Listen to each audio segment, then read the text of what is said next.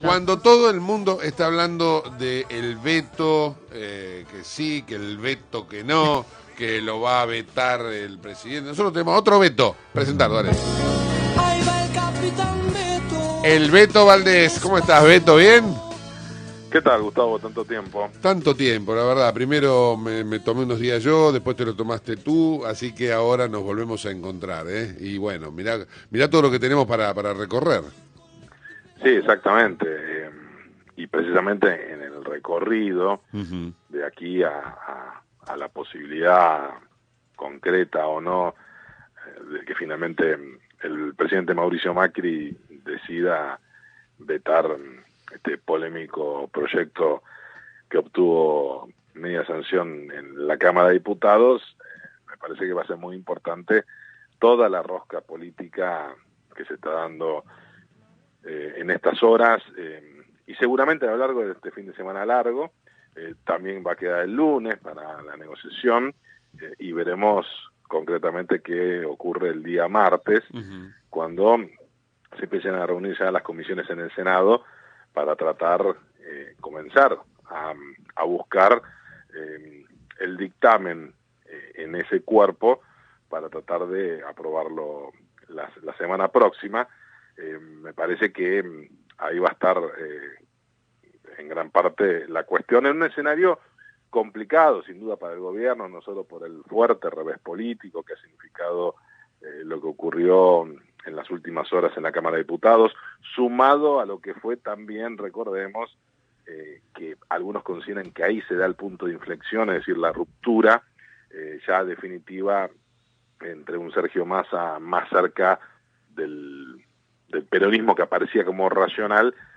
Todos se han decidido pintar la cara y hoy es como que están tan ávidos de avanzar políticamente que no les tiembla el pulso a la hora de pagar un costo político, que obviamente lo van a pagar sacándose la foto con el kirchnerismo y hasta avalando una iniciativa de Axel Kicillof, es decir, darle vida política al exministro de Economía con lo mal que realmente se fue.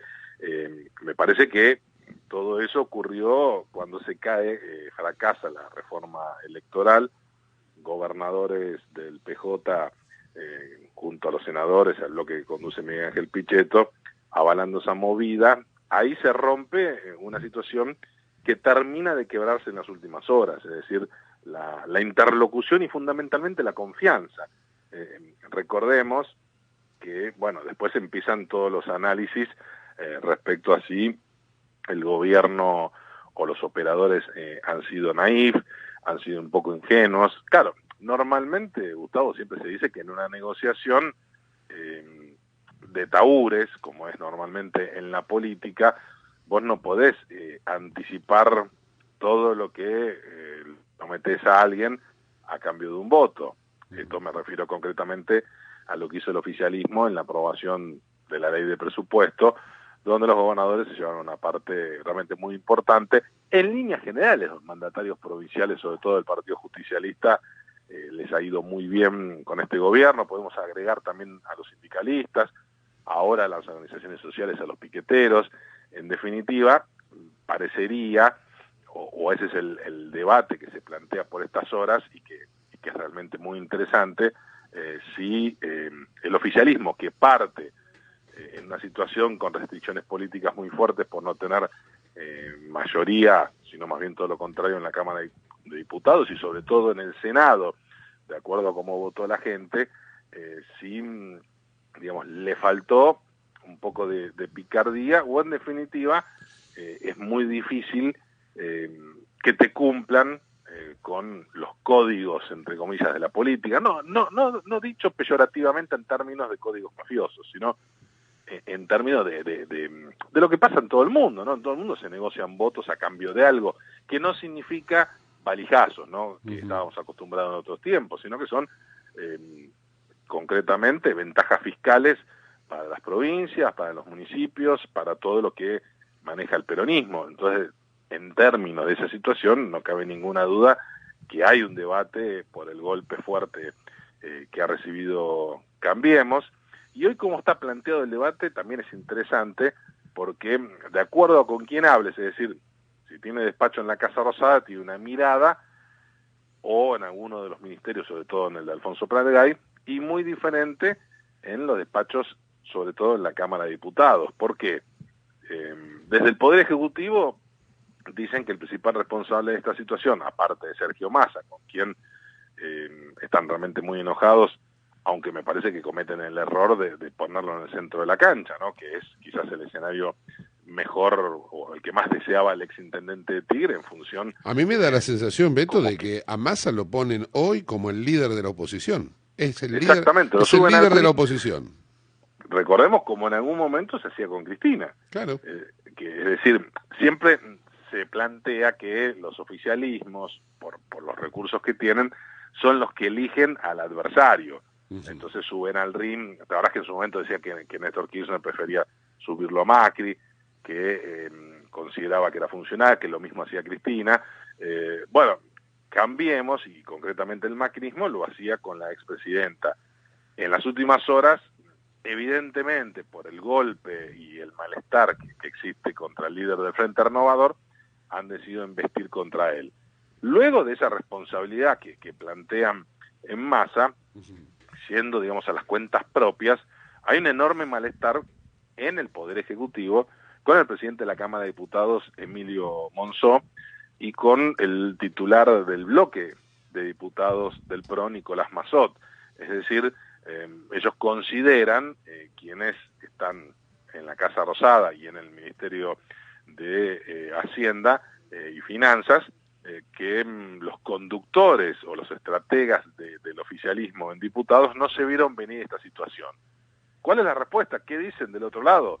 Es decir, ¿qué dicen los Monzó, los Massot, Mario Negri, como presidente del Interbloque, que te diría que tiene hasta mayor responsabilidad institucional que el propio Massot, porque es el que maneja la estrategia de Cambiemos, o sea, junto con la del radicalismo y la de la coalición cívica, todos ahí lo que plantean es que hubo una intransigencia muy, muy fuerte del Poder Ejecutivo, en la figura ellos ponen fundamentalmente del ministro Alfonso Pratgay, que no les permitió, no les dio margen para la negociación con el Frente Renovador y con el peronismo, con el bloque de Diego Bocio y Oscar Romero, en esto de no dejarle modificar mucho la propuesta original que había enviado el oficialismo a la Cámara, y que eso fue boicoteando la situación, más allá de que consideran que también había una decisión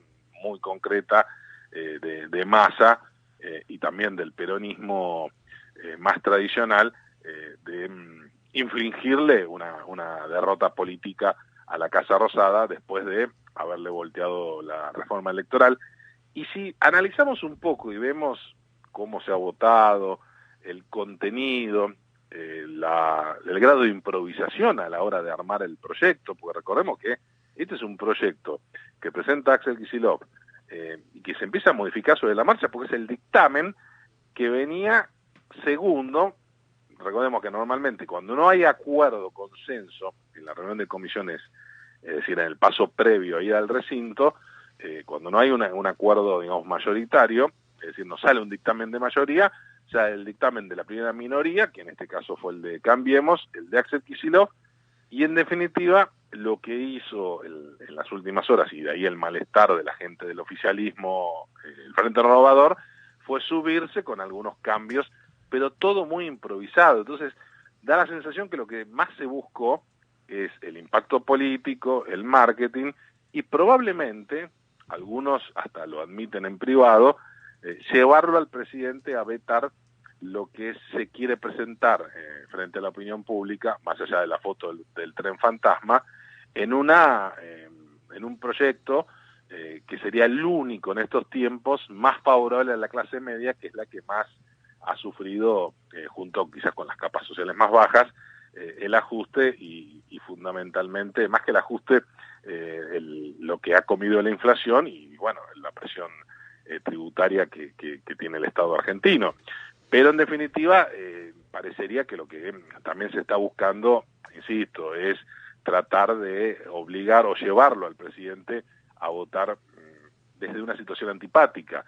Por eso conscientes de eso. Mira, el mejor ejemplo es que el presidente del Consejo Nacional del Partido Justicialista, José Luis Gioja, ex gobernador de San Juan, votó este proyecto que va en contra de las mineras. Y sabemos que Gioja es un hombre muy cercano al sector, claro, demasiado cercano, sospechosamente cercano, y sin embargo lo votó. ¿Qué explicaciones le va a dar a las mineras? Y aparentemente que eso se va a vetar o que no va a funcionar. Entonces, en definitiva, que a lo que... Te diría, Beto, que no es solamente Gioja ahí el socio de las mineras, sino que es prácticamente todo el kirchnerismo socio de las mineras. Hay que recordar lo que fue la administración de Cristina con la Barrick, ¿no? No, totalmente. Yo daba un ejemplo, claro, desde el punto de vista de que hay mucho de aventura y de improvisación en términos casi de una estudiantina, sí, tratando de provocarle un daño político al oficialismo, pero no tanto solucionar el problema de la gente, porque no se hicieron los números suficientes. Al día de hoy, nadie tiene a ciencia cierta el número final de lo que significaría, o sea, los números bien hechos de lo que significaría, digamos, las modificaciones y los nuevos impuestos con la suba del mínimo no imponible que plantea el proyecto que tiene media sanción, y cómo cierra, es decir, de qué manera se financia y si realmente esos impuestos que se crearían van a cubrir realmente o en un 100% la pérdida de recaudación que tendrías por menos impuesto a las ganancias. Entonces, ahí te habla a las claras de un grado de improvisación importante. Por eso el gobierno está apostando fuerte de aquí hasta el día martes a tratar de lograr, torcer la voluntad de un bloque que siempre ha funcionado relativamente ordenado, más allá de las diferencias, que el que conduce Miguel Ángel Pichetto, de que haya fractura, es decir, que haya escisiones y que algunos senadores, en función de las órdenes que reciban de los gobernadores, Juan Manuel Urtubey de Salta, Juan Schiaretti de Córdoba, Bordet de Entre Ríos, Uñac de San Juan. Claro, la pregunta es, salvo el caso de Urtubey, ¿el resto de los senadores obedecen en un 100% a lo que digan estos gobernadores? Y por otro lado, ¿hay margen? Es decir, ¿tienen margen esos senadores para enfrentarse con Pichetto y con el resto del peronismo, como votó en la Cámara de Diputados, y revertir esta ley para que vuelva a la Cámara de origen? Bueno, ahí es donde apuesta Macri. Macri apuesta a que los gobernadores convenzan a esos senadores. Sí, recordemos que también la apuesta del oficialismo, que si bien es distinto, la Cámara de Diputados era la misma. Es decir, lo que según los que tienen despacho en la Casa Rosada dicen de Monzó y de Massot, es que ellos garantizaban votos de diputados que responden a los gobernadores. No aparecieron. Mirá qué ejemplo interesante de cómo se maneja el peronismo en este tipo de circunstancias. El día de la votación hubo dos gobernadores que se movieron públicamente. Uno fue Miguel Lifschitz, el de Santa Fe, que lo dijo el presidente Macri y también el jefe de gabinete Marcos Peña, criticó este proyecto. Sin embargo, en la foto apareció la diputada Alicia Siciliani. En cambio, Hermes Wiener se abstuvo. Es decir, lo que se pudo haber negociado con el gobernador de Santa Fe, después no sabes en qué termina. Algo similar ocurrió con Juan Schiaretti, el gobernador de Córdoba, que desde su oficina de prensa de la gobernación sacó un comunicado realmente muy enfático oponiéndose a este proyecto. Todos los diputados cordobeses, claro, responden a De la Sota, entre ellos su esposa, Adriana Nazario, su actual pareja, votaron a favor, es decir, votaron diferente a lo que supuestamente planteó públicamente el gobernador Schiaretti. ¿Esto es una pelea entre Schiaretti y De la Sota o es la vieja y remanida estrategia del policía bueno y el policía malo? Me parece que es eso, lo segundo que vos dijiste, Beto. Ahora, yo te hago una pregunta, porque vos, además de ser un analista político muy avesado, también tenés conocimientos de economía y muy capacitado, ¿no? Finalmente, el tema del impuesto a las ganancias, ¿se puede o no se puede prescindir de ello, como lo decía Macri en campaña? Porque acá el problema me parece que es una cuestión de orgullo, es no reconocer por parte del gobierno que Cristina tenía razón, que no se podía eliminar ganancias.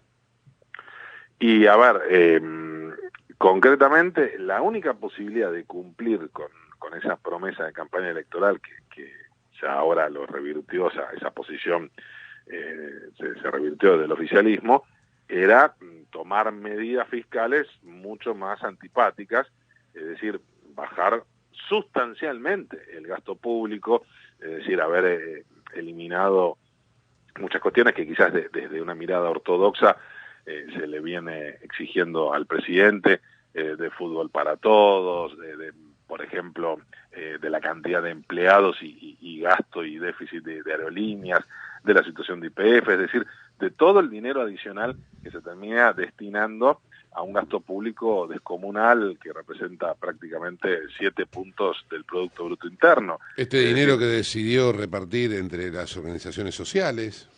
Exactamente, es decir, cuando vos, por una decisión política, interpretás que no estás en condiciones de tomar ese tipo de determinaciones porque hay que tener demasiadas espaldas o poder político, o realmente no te interesa por la antipatía que genera eso, y bueno, evidentemente terminás atrapado como le pasó a Cristina y a Kicillof. Por algo, el argumento que ha planteado de esta trampa que vos decís, el argumento central de los principales hombres del oficialismo fue tomar el discurso que tuvo Kicillof en los últimos años, de decir, bueno, paga poca gente, no es representativo, es decir, enamorarte de un impuesto porque, claro, no tenés otra forma de reemplazar fiscalmente que no sea emitir. Por suerte este gobierno no está emitiendo, ha tomado mucha deuda, pero incluso pese a eso, no te alcanza, no te cierran los números. Claro. Beto, como siempre, un placer escucharte y bueno, nos empezamos a contar ahora los días para el jueves de la semana que viene. Te mando un saludo muy grande. Un abrazo grande. Chau.